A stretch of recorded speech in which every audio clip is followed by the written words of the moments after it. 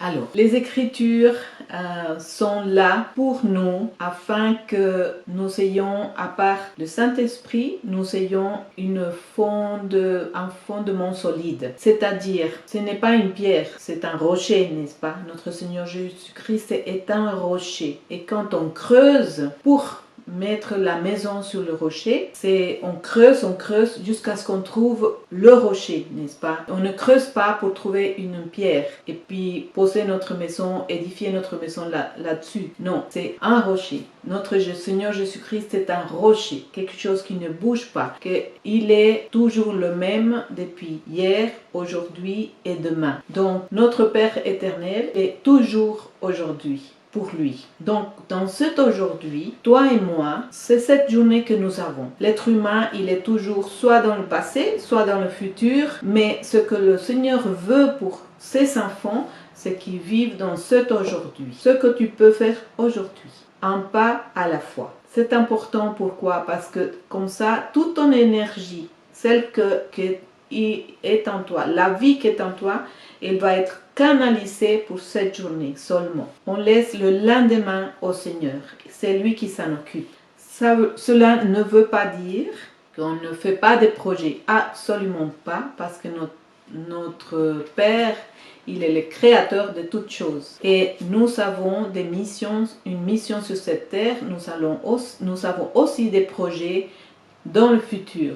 Et nous allons voir que à chaque étape de ce projet, c'est dans l'aujourd'hui que nous l'accomplissons. Voilà, je veux parler de l'aujourd'hui dans le sens de que dans Hébreux 3, il est écrit ceci. C'est pourquoi, Hébreux 3, 7, ce que dit le Saint-Esprit aujourd'hui. Si vous entendez sa voix, n'endurcissez pas vos cœurs comme lors de la révolte. La révolte de qui? Du peuple d'Israël.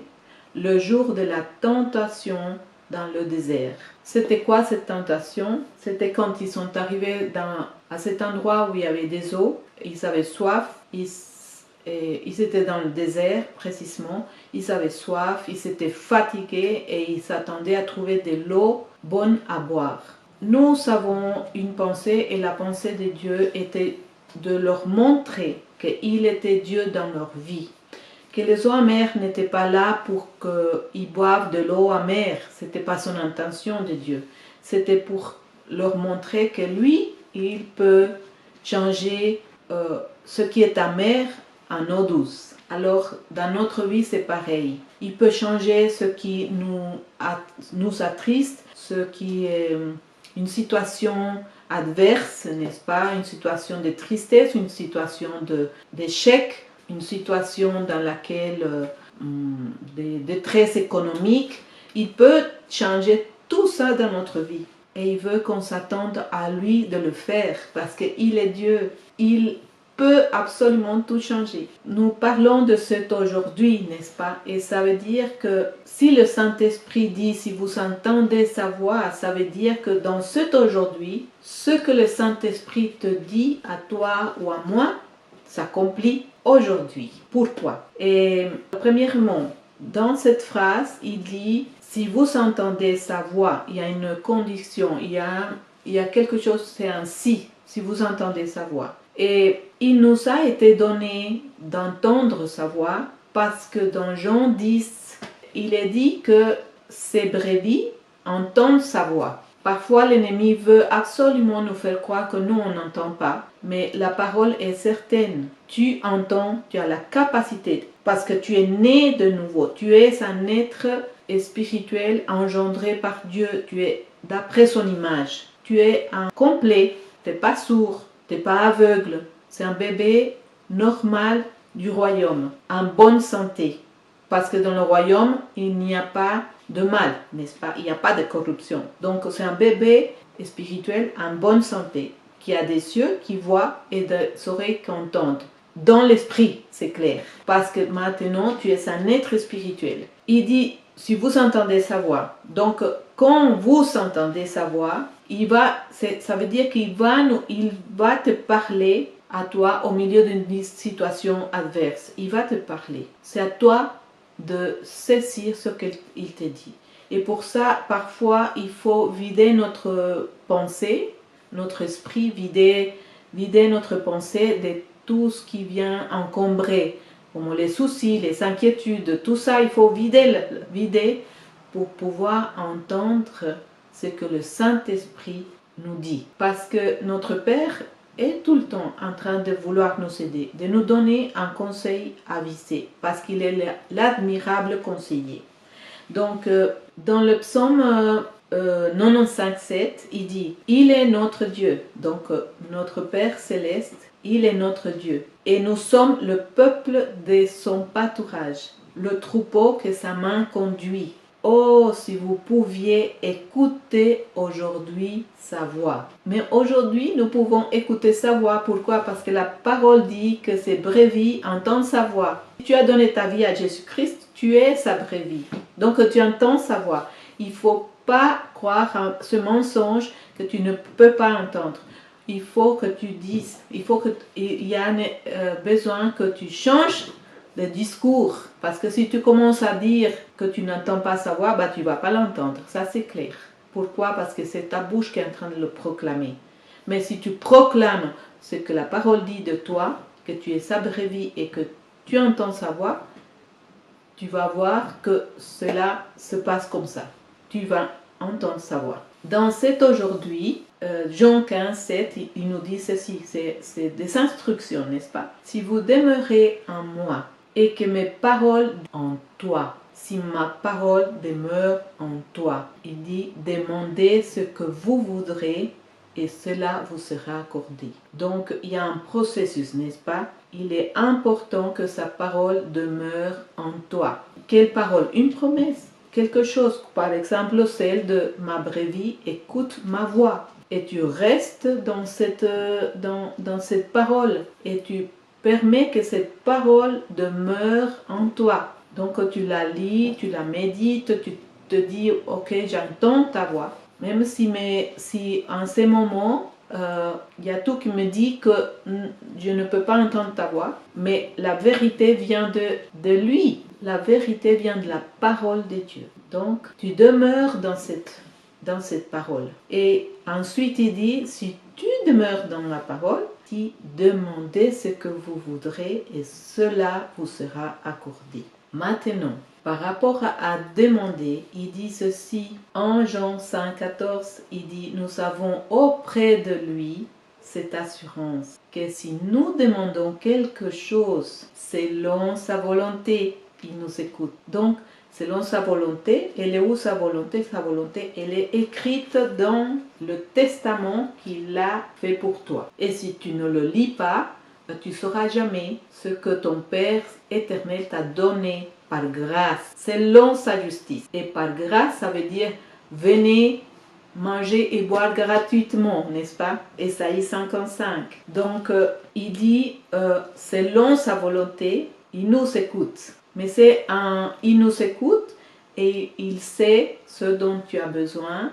Il nous écoute et il nous donne ce que nous lui demandons. Maintes fois, Jésus nous a dit que nous pouvions recevoir et nous pouvions recevoir la bénédiction.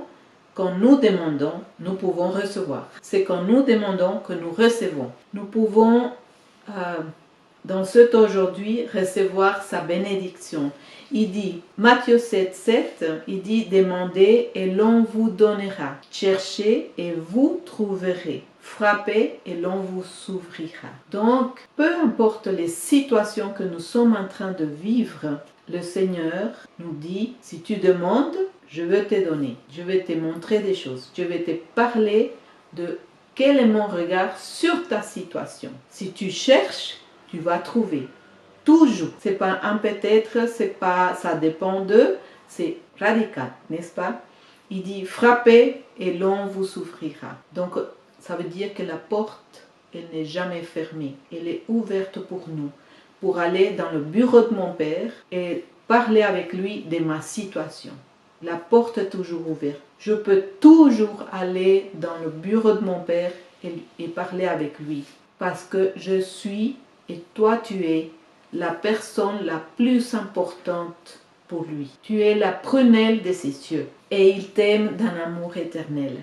Alors Matthieu 21-22, il dit « Tout ce que vous demanderez avec foi par la prière, vous le recevrez. » Quand? Aujourd'hui. Alors pour qu'il y ait un changement de situation, il faut déjà comprendre ceci et recevoir par la foi, n'est-ce pas? Parce que la situation va commencer à changer, c'est quand toi tu reçois. Si tu demandes et tu pries avec foi, tu reçois aujourd'hui et tu verras les situations commencer à changer. Pourquoi?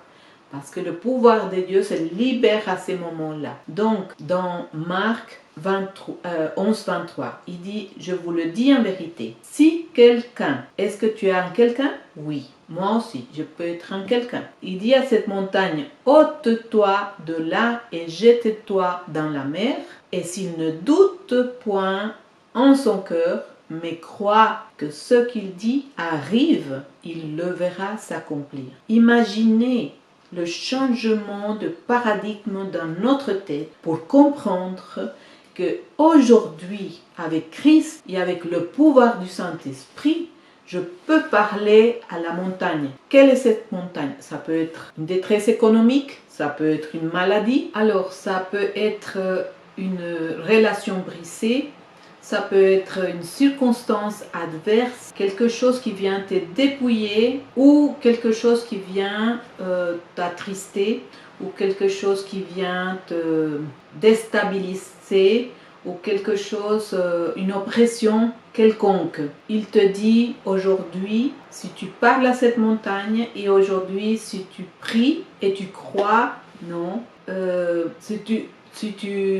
tout ce que vous demanderez en priant, croyez que vous l'avez reçu. Croyez que vous l'avez reçu et vous le verrez s'accomplir. Croyez que vous l'avez reçu. Quand? Aujourd'hui. Donc, c'est important qu'on puisse faire l'exercice parce que si nous ne faisons pas l'exercice, on ne va jamais apprendre, n'est-ce pas? Et alors, nous allons être déçus. Mais c'est vraiment une joie de savoir que je n'ai pas besoin d'attendre à que cela s'accomplisse parce qu'il me dit aujourd'hui, croyez que tu l'as reçu. Aujourd'hui, quand tu as prié, croyez que tu l'as reçu et tu le verras s'accomplir. Pour aujourd'hui, nous en restons là. J'ai eu un petit problème avec ma carte SD. C'est pourquoi j'ai des habits différents. J'ai pas pu finir ma vidéo comme il fallait, mais étant donné que l'onction de Saint-Esprit était en moi en train d'agir pour vous donner et vous parler, donc je n'ai pas voulu effacer cette vidéo. Maintenant, j'aimerais juste prier et Père éternel, je te remercie, nous te remercions Seigneur pour l'auteur et celui qui est le consommateur de notre foi, notre Seigneur Jésus-Christ. Merci parce qu'il est notre souverain sacrificateur et qu'il est aussi notre roi, notre Seigneur. Nous te remercions Père éternel de ce qu'aujourd'hui, ta parole, Seigneur, vient à s'enraciner dans nos cœurs, Seigneur, et sur ce cœur qui est le nôtre, devient une bonne terre, Seigneur. Merci parce que ta sémence, Seigneur, incorruptible, se plante en nous, Seigneur, et qui va grandir et donner un fruit de gloire pour toi, Père éternel. Je te remets chaque personne qui est en train de m'écouter, Seigneur, que sa journée soit sous ta faveur, ta grâce et ta bénédiction, Père éternel. Au nom de Jésus, merci. Amen.